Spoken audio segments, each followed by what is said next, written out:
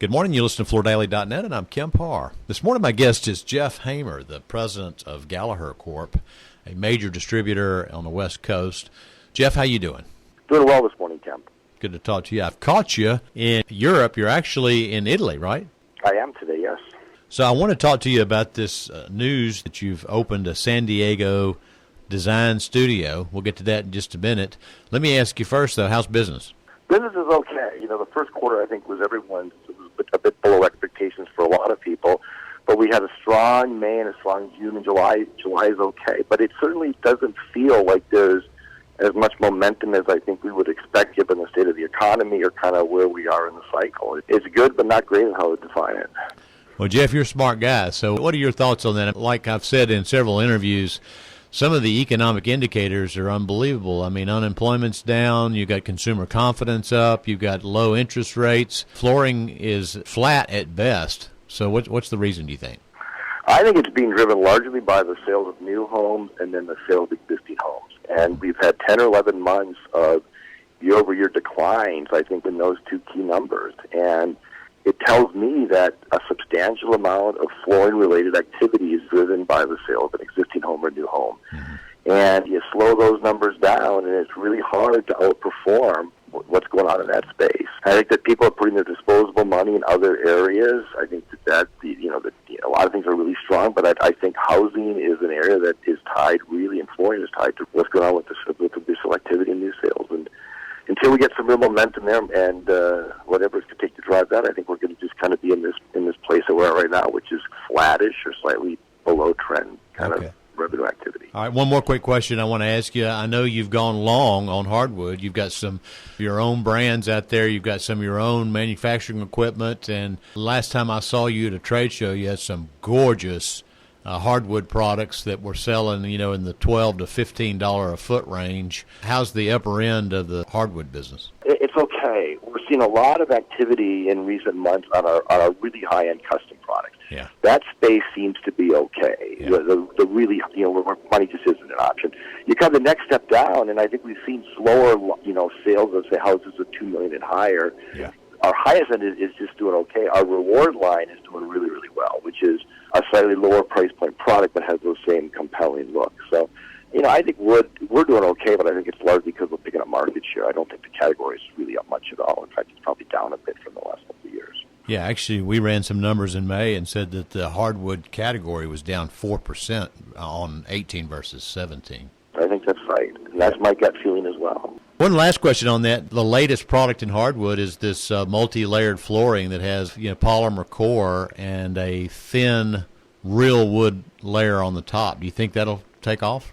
That product has essentially been around for 25 years in different format. I think you'll get some life to it. We're sort of looking at it. We've got some testing done right now. But it doesn't seem to capture as much of the consumer's attention as the real product or these alternatives. We're looking at the LVTs and things like that, the SPC products. So I think there's a place for it. I don't think it'll be but I don't think it's going to be a significant piece of the market going forward. Okay, well, tell us the strategy behind building this San Diego design studio. Well, we've had one in San Francisco for many years, and it's located in the design district. It's a separate standalone building, and it's been enormously successful in really attracting the interest of the design community. And we've put one in, San Jose facility, and that's done well. And now in San Diego. And what's really driving it is the belief that the typical distributor really is dependent almost 100% on somebody to sell his product. Yeah. And we still will only sell through our customer channels. We don't sell direct to the consumer.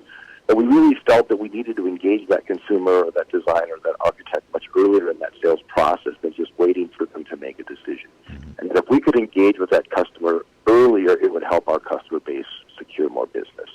And so not only have we put a significant investment in these showrooms as a way to get consumers to come in, architects, designers, whoever it is, to come in an environment that doesn't have a lot of pressure because there's not this compelling need to buy from us. They're simply sourcing product or looking at product or finding out about products. They don't have this, am I going to, do I really want to do business with this guy this early in the process?